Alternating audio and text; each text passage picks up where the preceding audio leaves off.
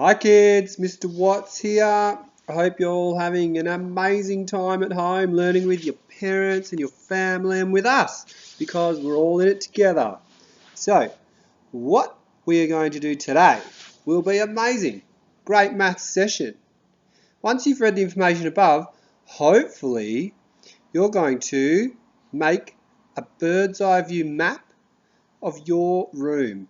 Now, if that's too easy for you, maybe once you've made a map of your room, you could make a map of your whole house and draw a picture of what your house looks like.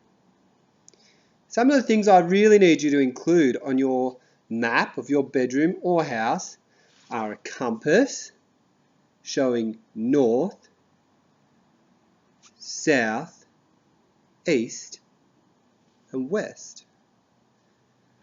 You also need to include some sort of key showing me what the different things are that you've included in your map, like your bed, your bookshelf, your toys, your storage, your doors, your windows.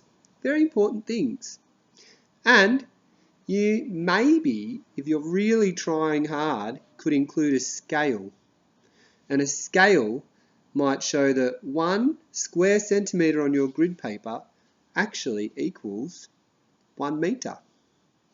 But if that's too hard, don't stress too much. Can't wait to see your maps. Bye.